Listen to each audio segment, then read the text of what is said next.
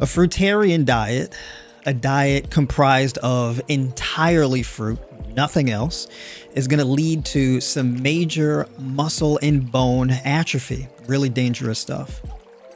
At least this is the claim that I just recently stumbled across from a doctor, Dr. Amaru Ali.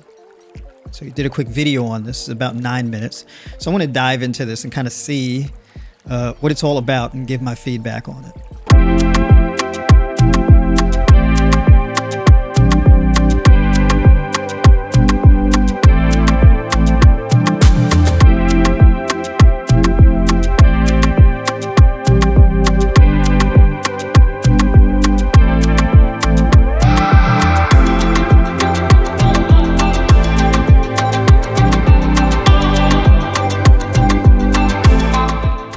Let's ask the question, do fruit-only diets cause muscle and bone atrophy? Yes, they do. I'm speaking from experience. 20 years I went plant-based. Almost 2 years, a fruitarian diet. But not like normal people. I was doing diagnostics on myself to learn, to see for myself, to study the anatomy and physiology and the functions. I've been a naturopath doctor for 25 years, a biochemist, certified in kinesiology, developed a whole healing system for my people. So far, this is an incredible introduction, right? This guy's a genius and very dedicated. 20 years on a plant-based diet, nearly 2 years fruitarian. It's very impressive. Biochemist and kinesiologist and all that type of stuff, running diagnostics on himself. So this is girthy. This is some meaty stuff. So let's see what the findings are. So with almost 27 years of experience and direct study, 25 years of professional experience as a practitioner, I can tell you what the quacky people online won't tell you. And so here's our focus. We want to talk about autophagy, mitophagy, and the lymphatic system. And like I said, let's stick to the science. Insulin, cortisol, glucocorticoids, which number one in the body is cortisol, and atrophy, not just muscle atrophy, fascial atrophy, bone atrophy, and the evidence in the deterioration of people who try these quack diets. And let me be completely truthful. I was a quack. Oh, okay, keeping it real. I guess this is a before and after. All right, 6'1", what is that? 6'1", 165 pounds, and then blew up to 6'1", 205 pounds. So I guess in the beginning he was 18 years old, plant-based. Now he's a food science nutrition. What's that? From 2019 to 2025. Okay, so this is pretty recent, right? Put on a lot of muscle mass and all of this kind of stuff. So I would imagine he's going to explain exactly how he did that and what changes he made, right? So let's see. Let's see how this shakes out. This is me. My high school weight upon graduation at 17 to go to college at 18 was 198 pounds. I maintained a weight in college between 199 pounds to 210 pounds. This is me a year and a half ago. 49 years old. I'll be 51 in a few weeks. Fit, healthy. This is me on quack diets trying to find what's going on, and in severe atrophy. Now, when he says trying to find what's going on, what was he trying to find at 18 years old? What was going on at 18 years old? Why was he this way? What did his diet look like? And was he training? Was he actively trying to build muscle mass? Right? We got to see the details, right? Calories, macros, training style, split, all that kind of stuff. So let's see if he gets into any of that. And I've seen it in the other quack teachers who are present. The only difference is I was willing to do diagnostics, to study, to go to school, to take the certifications, to deal with evidence to come to a conclusion about this. So one thing that people would say is, oh, eating meat is not natural. Neither are houses. Neither is the internet. Neither is light in your houses. As a matter of fact, if you want to live naturally and not disturb nature at all, eating fruit is the last thing you want to do, because the seeds in it are to grow a new tree, bush, or whatever it is. So you're taken away from plants. There was. All right, so this was a big pivot. It's not good so far. This is a bad sign. So he went from his own personal weight gain journey, putting on muscle mass, which it's completely normal to go from being skinny in your teenage years or being 18 years old and then going to the gym and training and then putting on muscle. I mean, that's pretty normal, right? Whether you were plant-based or eating animal products. I mean, that was my story, right? When I first started off and I was, around 16, 17 years old, I was pretty skinny and whatnot as well. And then, I trained, build muscle mass and all of that kind of stuff. But he pivoted from his own personal body transformation to a naturalistic fallacy, which is basically determining whether something is right or wrong based on whether it can be considered to be natural or not. And I guess he's got up some pictures of digestive systems on animals, which I don't know what that has to do with his own diagnostics, because remember, he started off talking about how he was running diagnostics on himself. And now there's pictures of, animals and a naturalistic fallacy. This is a very sharp pivot, right? Because none of this has to do with his own personal journey, right? So I don't know what this is about. But also claiming that eating fruit is not natural because fruit doesn't want to be eaten. Well, I mean, you have animals out in the wild who eat other animals in the wild who also don't want to be eaten. But we don't say that's not natural. So I don't know what he means by that. And that's far from where he started from. So let's see if he can reel it back in and get back to these diagnostics that he ran on himself and his findings. A study done by the CIA that proved that plants do not want to be eaten. Fruits do not want to be eaten. So the CIA proved that plants and fruits don't want to be eaten.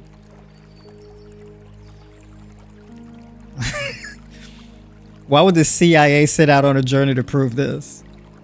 And why are we taking the word of the CIA on what fruits and plants want? It's kind of odd, right? Do we go to the CIA for that kind of information? Did the CIA figure out how to talk to fruits and vegetables? I mean, I'm not trying to be funny here, but this is a massive pivot. It's very difficult to not make fun of a claim like that because it is inherently ridiculous, right? We don't go to the Central Intelligence Agency to figure out what fruits and vegetables want. Right? But okay. And I've published that and talked about the Baxter studies to show you nothing wants to be eaten. We live in a zone of competition. But if we want to talk about self-similarity, this is a lion's digestive tract and this is ours. We are apex predators.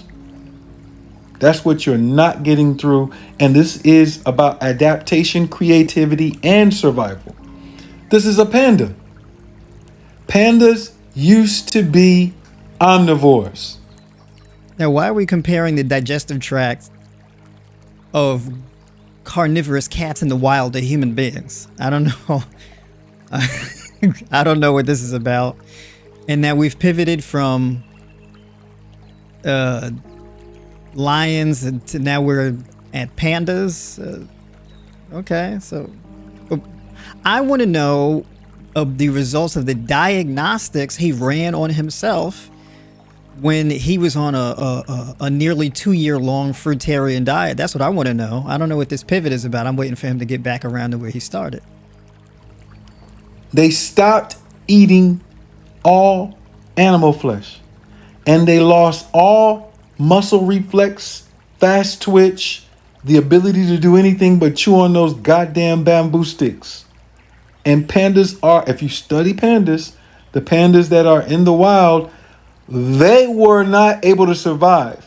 We had to list them several times as endangered species in order to save them because their nutritional profile depreciated their fascia, muscle, bone so bad they couldn't hunt. Now, this is a lot of time spent on talking about pandas eating bamboo sticks, but the video was originally about fruit consumption in a fruitarian diet. As far as I know, at least in my experience, I don't really advocate for people to eat bamboo as a means of fulfilling a nutritionally adequate diet. So I don't know. This is a massive pivot. I don't know where we're going with this, but this is not. This isn't productive. But all right, let's keep it going. Look at the digestive tracts. Which one do you fit? And so let's talk about fruit. Fruit have glucose and fructose. What happens when you eat fruit? Depending on the glycemic index, but you're going to get small to large spikes. Insulin spikes. And the problem with that is that when your body is not getting the amount of protein it needs, yes, protein, amino acids make up protein. Yes, you need amino acids. And you're not going to get them all from carbohydrates. Screenshot it.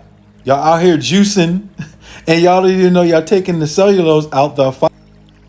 Okay, so he pivoted from bamboo sticks and digestive tracts and apex predators to, I guess, insulin spikes are bad. Okay. Which, by the way, we can get into this, but one of the benefits of a fruit-dominant diet is the leveraging of insulin in order to promote a healthy metabolism and growth. So, I mean, insulin is like a growth hormone.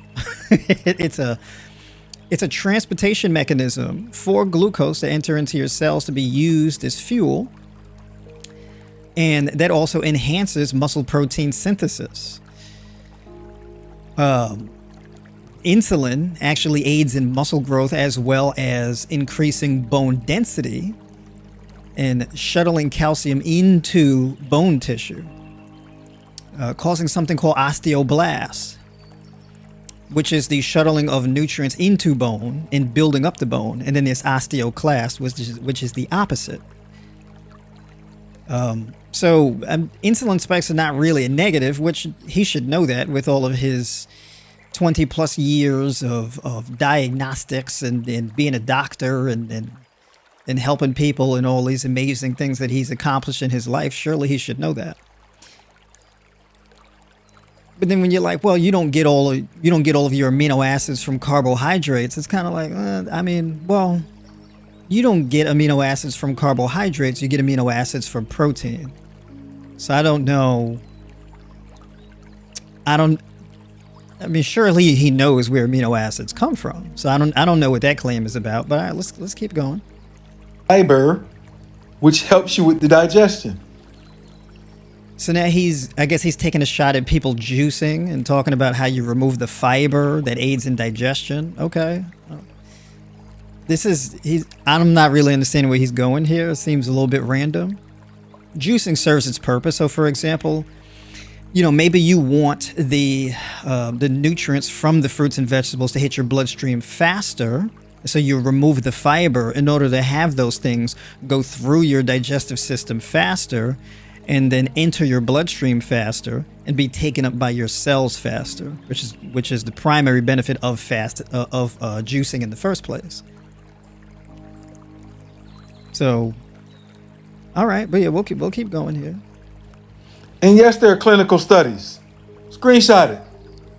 People suffering severe malnutrition based on fruit-only diets. Screenshot it. This is the study. He went in, B12 deficiencies, all types of deficiencies in this.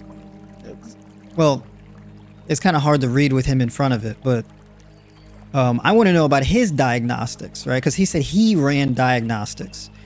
Now, can you run into malnutrition only eating fruit?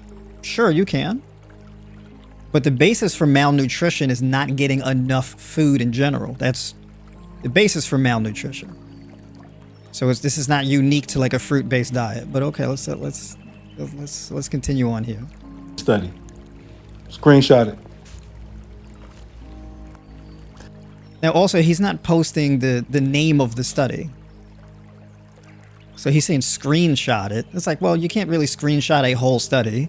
You'd have to provide a link to the study. You'd have to provide the name or the title of the study, and then the person would have to go and read it. And all of it is not going to fit on the screen at one time. So you actually have to scroll down in order to be able to read the whole study. So this is not really an adequate means of digging into a study. But all right. I mean, he should know that with all of his experience. What does it say in our studies? What was the deficiency caused by? B12 deficiency. Screenshot it. By the way, most people who are B12 deficient eat meat.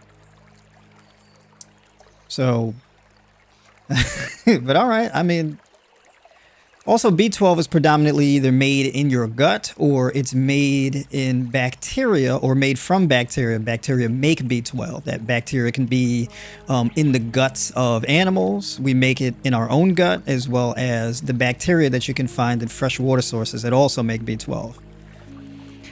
It's not really a thing generally that you get from food, right? It's what's called a postbiotic, right? And typically people will likely have a B12 deficiency if they have an impaired gut microbiome where they do not possess the microbes in an adequate amount in order to make sufficient amounts of B12, right? So, but okay, well, let's keep going. So this study shows that glucocorticoids can cause muscle atrophy. What's the number one glucocorticoid in the human body? Cortisol. Here you go. Mm-hmm. So your chronically low amino acid rate is causing cortisol spikes all the time. And those cortisol spikes are energetic. And this is where the fascia comes in at. So, the bone we know is piezoelectric. And we also know the fascia is piezoelectric. And piezoelectric deals with load. And once you put a load on a substance and create some type of tension, you can generate electricity depending on the consistency of the load and the chemical matrix of what you're talking about. So I just want to pause here because he brought up insulin in the beginning and now he's pivoted to cortisol. And this is a bit inconvenient for the argument he's trying to make because insulin is it is an antagonistic hormone to cortisol. Insulin directly reduces cortisol. Yes, cortisol, when chronically elevated over an extensive period of time, causes insulin resistance. It causes muscle and bone deterioration. It causes catabolism in general over a prolonged period of time. Cortisol is a steroidal hormone, which is mainly your body uses it in order to combat inflammation. So it's a stress response hormone. One of the great ways to actually reduce chronic inflammation and cortisol is a fruit-dominant diet, which provides you with an abundance of glucose that causes the insulin spike that dramatically reduces cortisol. And if you have a fruit-dominant diet, this makes you more insulin sensitive, which disrupts the insulin resistance and the chronically elevated cortisol that you would have otherwise. Right, so this can be a very effective strategy, for example, for people who are diabetic, because it makes you more insulin sensitive. And the more insulin sensitive you become, the easier it is to build and retain muscle mass using that glucose and the insulin spikes that you get as a result of the fruit consumption. So that's the connection between the two. This is where the insulin is, as a growth hormone, a transportation mechanism, is actually beneficial and serves as a really good hedge against the cortisol. Now, most people with chronically elevated cortisol don't have a low protein diet, and most people with chronically elevated cortisol are not plant-based. So chronically elevated cortisol is not just a result of low protein in your diet. It's actually not true. It's just a result of chronic inflammation overall. It's not a protein deficiency thing. But okay, we'll keep going here. Connective tissue throughout the body.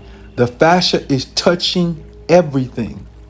How do you think the body knows when something is going on in another part of the body? The nerves don't cover everything. The fascia wrap the nerves. And so when you start to see people depreciate, get veneers, your popular teachers, shrink all the way down like I did, 40 pounds below my weight, this is a result of what you call atrophy due to glucocorticoids. And the number one is cortisol. Your body does not feel safe when your amino acid rate goes down.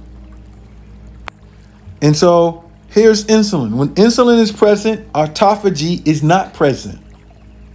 Mitophagy is not present. Pink 1 is going to stay there, and the reactive oxygen species is going to accumulate in the mitochondria. So this is not really quite adequate, right? So this is a lot of leaps in logic. More or less it's kind of true, but not really. Insulin being present is not going to cause you to have elevated levels of reactive oxygen species, right? Which is like a metabolite or a byproduct that pretty much causes or contributes to oxidative stress on the healthy cells in your body, right?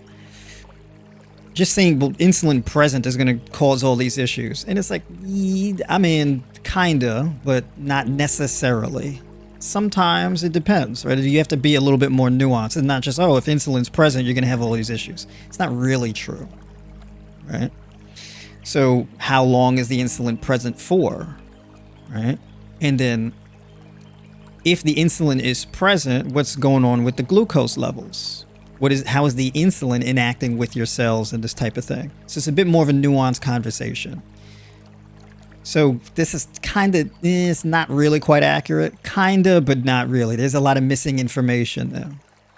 Which, by the way, and I got to bring it back around, I want to know, back when he was skinny, at 165 pounds, 18 years old, was he training? Was he doing resistance training? Was he weightlifting? How much food on a daily basis was he eating? How many grams of carbs was he getting? How much protein was he getting? What did his diet look like? How long did it take him to lose more weight? And if that was his starting weight, because what he showed is he started his first picture when he was really young with no muscle mass on him. And then in an after picture when he had more muscle mass on him. But he didn't show the deterioration. So if you started at 165... how much weight did you lose after that? Did you go down to 145 and then you shot back up to 200 plus pounds? What happened? What happened in between? He hasn't talked about that yet. So this is not really helpful. And also, when you say a fruit only diet and all this type of stuff, do you just swear off everything that isn't a fruit, or are you eating other foods that's not fruits? Are you eating seeds? Are you eating nuts? What are you doing? Is there any type of like protein powders you're using or chia seeds, anything, or, what's going on with that. Also, there is protein in fruit, by the way. So there's amino acids in fruit and all of this type of stuff. So if he's going to make his argument, the thing that would make it really helpful is to use some numbers. He hasn't really used any numbers yet. Right? You need X amount of grams of protein. You need X amount of grams of carbs, fats. You need these minerals and these amounts and all of this type of stuff. You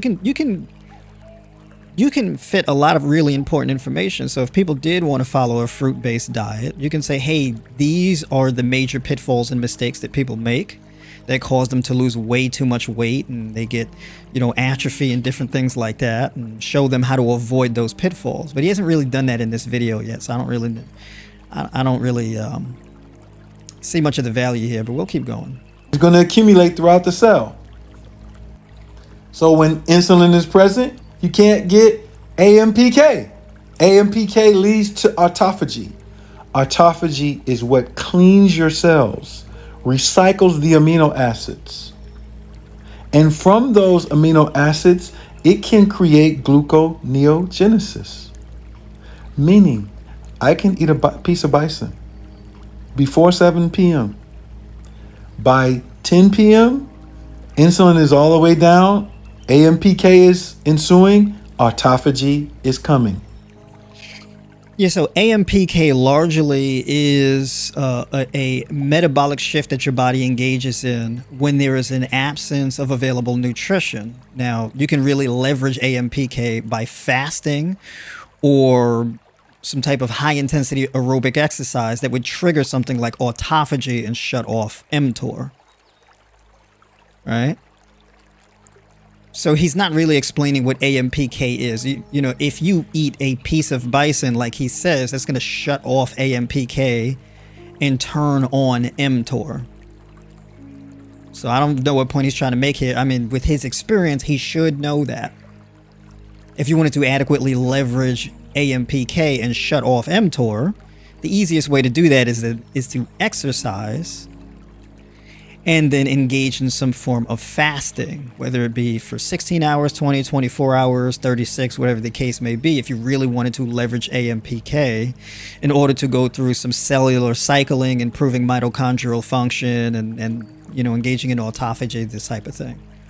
So I don't know what this stuff is that he's talking about bison, right? But okay. And autophagy now is going to break down all the waste, clean up. The lymphatic system is going to be activated. The cerebrospinal fluid is going to clean the brain. And guess what? It can make you glucose from that recycled group. If I'm eating fruit all day, I'm spiking insulin and spiking cortisol. Spiking insulin. Well, you're not spiking insulin and cortisol from eating fruit. It's not really true. There's an inverse correlation between elevated cortisol spikes and fruit consumption. Right? The fruit consumption actually increases insulin sensitivity and healthy levels of insulin function. So you're actually more able to leverage insulin to your benefit more effectively when you're adding in more fruit into your diet. So that's not really true. You're not elevating them both together with fruit consumption. It's not really typically how that works. Spiking cortisol. Glucocorticoid, muscle atrophy, bone atrophy, osteoporosis. The point is simple. Okay, so he also, by the way, he didn't explain how insulin works in relation to cortisol.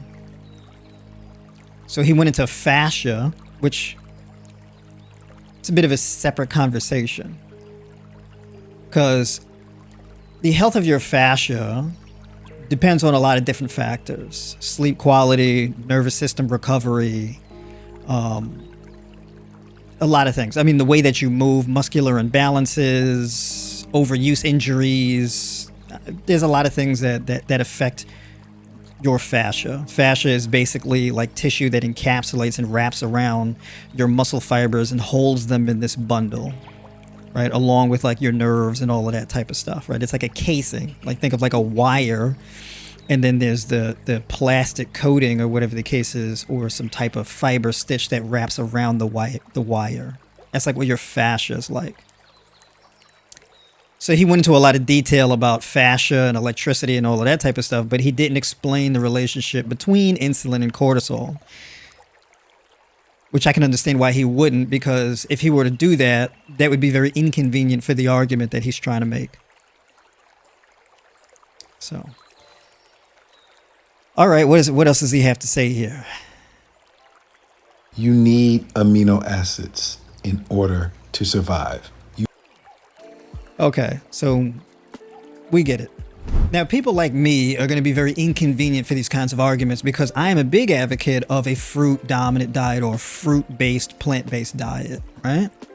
And I've gone through videos like this where I lay out what to eat in order to reach your protein requirements, vitamin, minerals, all that type of stuff. I actually demonstrate what a full day of eating would look like on this style of eating. And I go over the numbers. How many grams per kilogram for both protein, carbohydrates, fats, all that kind of stuff. And of course, for me, well, I've been plant-based since, 2014? Right? So, do I look malnourished? Do I look like I'm atrophying bone density and muscle and all of this type of stuff? No, not really. So, what's interesting too is the fact that in the beginning of my journey, I had a lot more body fat on me and I was heavier, but I also had a lot of joint pain and seasonal allergies and all of this type of stuff. And then I was able to drop down to like 6% body fat and actually cut my protein intake like in half, where I went from 160, 180 grams of protein a day to like 80, 90 grams of protein a day with a mostly carbohydrate dominant diet that was also very rich in fruit. And I was able to really cut down because I was like 193 pounds, 5'9". And I was able to cut down to 145 pounds and then build back up to like 165 pounds. And I was pretty comfortable at that weight, 165, 175, and I would float between there, right? I've gotten a lot of benefits where as I increase the amount of fruit intake and my diet becomes more fruit dominant, you don't really need all of the protein intake. You actually don't really need to train that much either. So I'm also a big advocate of only training around 60 to 90 minutes a week on a very high intensity style of training. And so I was able to cut down on the amount of volume as far as training that I was doing, and also cut down on the amount of protein that I was consuming, and get really good results that created the conditions of the physique that I currently have now. There's no deficiencies or anything like that, and I can actually show you in a diet plan exactly what that looks like. Okay, so here's an example of what I would eat in a day, what this looks like. Let's say I'm actively trying to build muscle mass. What would I start with? One of my favorites here. Start off with some beautiful cantaloupe. And with the cantaloupe, let's say we do 24 ounces of cantaloupe. Actually, you know what? 20 ounces of cantaloupe. And we're going to get in some honeydew here. We do 20 ounces of that. And then we do some pumpkin seed kernels, aka papitas, some dry roasted papitas. Let's say we do 1 ounce of it. All right, so far within this meal, this is 560 calories, 16 grams of protein, 102 grams of carbs, and 16 grams of fat. So that whole thing he was talking about, oh, you need amino acids. Well, for this first meal here, before the workout, this is a good pre-workout meal, 16 grams of protein right out the gate. So if we scroll down here and we look at the amino acids here, we got 19%, 32%, 39, 30, 22%, right? So we're roughly about a quarter of the way of reaching our amino acid requirements for the day. This is my chronometer account that is set according to my height, weight, and age. All right. So continuing moving on here. let's say we get into some bananas. All right, so within the bananas here, let's say we do 16 ounces of bananas. And let's say we do some coconut milk. Excuse me. So we do some coconut milk here. You can also do some coconut yogurt, but let's say we just do some fortified coconut milk here. And we switch it to ounces, and let's say we go for 8 ounces of plant-based milk there. And let's say we add in some hemp seeds. And we do 4 tablespoons of hemp seeds. All right, so now this is 685 calories, 16 grams of protein, 116 grams of carbs, and 25 grams of fat. So this brings us to a total of 32 grams of protein, 218 grams of carbs, and 41 grams of fat. The macros so far, 28% fat, 63% carbs, 9% protein. So if we scroll down here to the bottom, we've already hit phenylalanine at 120%, tryptophan 103%. But if we're talking about building muscle mass and bone and all of this, okay, we got leucine, isoleucine, and valine, which are the primary drivers of building lean mass. So the isoleucine, we got 84%. The leucine, we got 66% so far. And the valine, we got 91%. Within the first 2 meals a day. Not bad. Okay. All right. What's our third meal looking like? We got 1,245 calories so far, 32 grams of carbs, 32 grams of protein, 218 grams of carbs, 41 grams of fat. All right, so 1,245 calories. Let's get in another one here. Let's say we do... Let's do a bunch of mixed berries and whatnot. Actually, no, let's do some citrus fruits. Let's do some grapefruit for some blood flow. And let's say we did a 12-ounce nice, juicy, girthy grapefruit here. And let's add in some grapes. And we'll add in, let's see if we add in about a good... 8 ounces of grapes here. What else can we add to this to kind of round this out? Let's add in some more tangerines. Let's do that. So we're adding some tangerines, and let's say we add in 8 ounces of tangerines. Or even better yet, yeah, we can do about 6 ounces of tangerines. Okay. So this is 390 calories, 6 grams of protein. Look at this, 6 grams of protein from just grapefruit, grapes, and tangerines. I thought fruit didn't have any protein. 100 grams of carbs, 1 gram of fat. Now let's do this. Let's add my favorite. Matter of fact, no, we're not going to do that. Let's add in sunflower seed kernels. So we'll add in some sunflower seed kernels here. And that brings us to 551 calories, 11 grams of protein, 107 grams of carbs, and 15 grams of fat. Coming in at a total of 1,797 calories, basically 1,800, 43 grams of protein, 324 grams of carbs, and 56 grams so far of fat for the day. So now we scroll down, you see all these green bars filling up.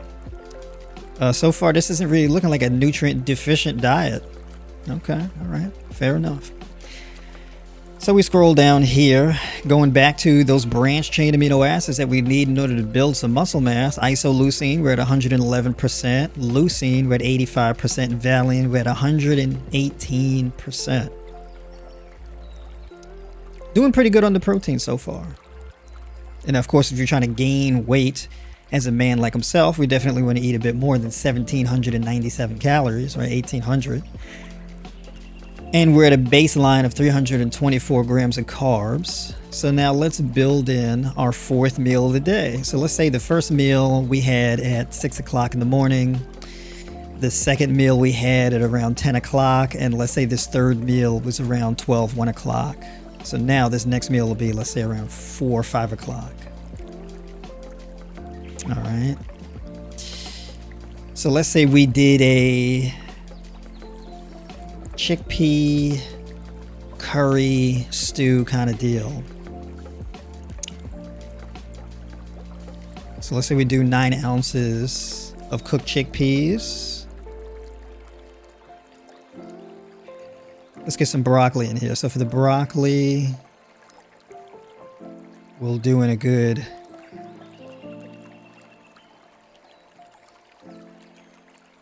12 ounces of broccoli. I keep getting this pop up in the corner of my screen. I don't know what that's about. We get some cashews in here, just an ounce. So we get an ounce of cashews in there. Let's get a little bit of extra firm tofu in there. So a little bit of extra firm tofu. Let's say we do 6 ounces.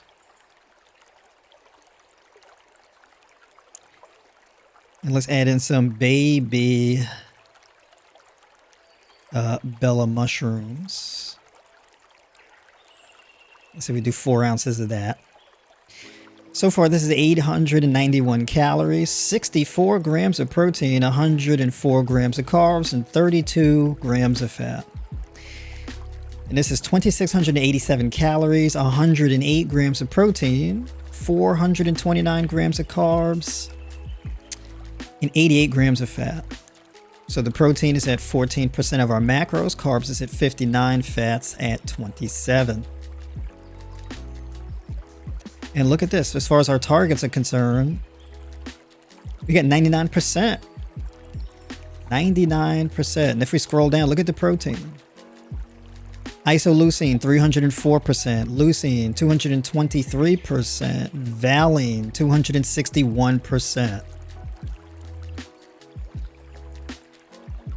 281%, excuse me. The 6s look like 8s a little bit. And you see all them green bars? Look at that. Where's the nutrient deficiencies? Where's the nutrient deficiencies? And look at this water. We got 76% of our water from the day just from the fruit. I didn't even add in drinks. Look at this. Look at all these green bars. The only one we haven't completely filled up was the sodium. And I'll leave it up to you to see how much fruit, how much sodium you want to add to your foods. But look at that. Pretty solid. All right. So for me personally in the day, the amount of food that I would need to eat in order to retain my body weight, right, my energy expenditure, coming through on my Fitbit, 2,578 calories. So I want to be a little bit above that at 2,687. So doing pretty well. This is pretty solid. You see how quick this is? You see how easy this is? So we got first meal at 6. Second one at 10, third one in between 12 and 1, and the fourth one between 4 and 5 o'clock, 6 the latest, and be in bed by 9 o'clock. So you get yourself several hours of fasted time before bed. So you don't go to bed with elevated blood sugar. So this is the kind of thing that you want to look for. There's a lot of information out. You know, you're scrolling through YouTube, you're looking at what different people have to say about nutrition and all that. But you want to look out for numbers. You want specifics. If you're going to bring up insulin, be very specific about what it does. If you want to bring up cortisol, be very specific about what it does. If you want to bring up both of those hormones in the same video, maybe you want to explain the relationship between the two hormones. That's valuable information.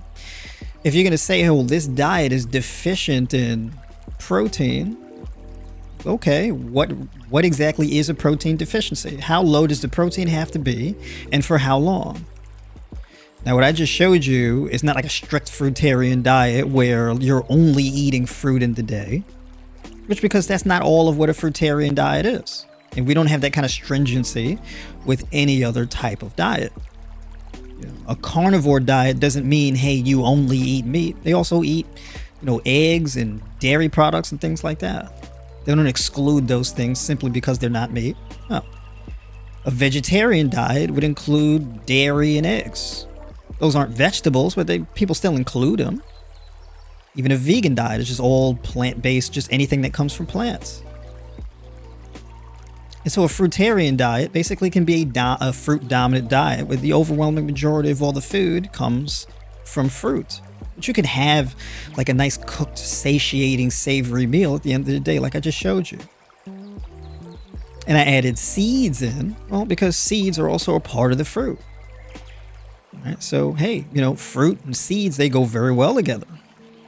All right, so it's all fair game.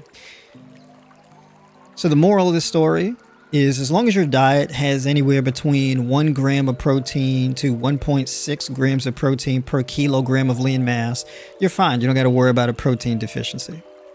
Now you may ask, well, what if I just wanted to eat fruit only? Well, if you wanted to eat fruit only, well, you'd have to eat a lot of fruit. If you're doing a fruit only diet and you're only eating around 8 or 1,200 calories a day every day, but you're burning 2,400, 2,200, 3,000 calories a day, and you maintain a diet like that all year, yeah, you're going to lose weight. You may even lose weight very quickly. It's possible. Depends on how much you eat.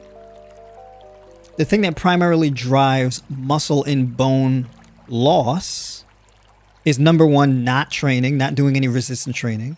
And number two, not eating enough in order to sustain your current body weight and lean mass. That's it. It's not unique to fruit. This is the case with anything. You can be eating a diet where it is a carnivore diet and you're only eating meat, like what he mentioned with the bison. You can eat 900 calories of bison every day for a whole entire year and run into deficiencies, muscle loss and bone loss and all of this type of stuff. Why? Because you're in a massive deficit. Eventually, you're going to burn through your body's reserves and you're going to start hemorrhaging lean mass. Just basic math. This is not a thing that's unique to fruit. And this is where all the confusion is because you'll have people who say, hey, avoid the fruit because fruit makes you fat because of all the sugar, and you eat sugar is going to make it impossible to lose weight and you get fat. And then you have the other people who say you eat all this fruit, you're going to be skinny and scrawny, you're not going to have no muscle, weak bones, all of this type of stuff. Whoop, whoop, whoop. My question is, number one, pick one. Which one is it? Is it going to make you fat or is it going to make you too skinny? Number two, let's talk numbers. Let's talk specific strategies, calories, macros, nutrient profiles. Let's name the specific amino acids that we're lacking here, like I just took the time to do with you guys earlier in this video. If you need help on your fruitarian plant-based journey, hit the link in the description of this video, book a call with me, or you can join the community. We go live twice a week in the community, Tuesday mornings, 9 a.m. Eastern, Thursday evenings, 7 p.m. Eastern. Occasionally, the schedule changes if need be, but I give a heads up to the community. So we have conversations like this. We map out training strategy, diet strategy, timing, mindset, the whole nine. So if that's what you're looking for, definitely subscribe to the channel, book a call with me, or join the community. And I look forward to talking to you and seeing you soon.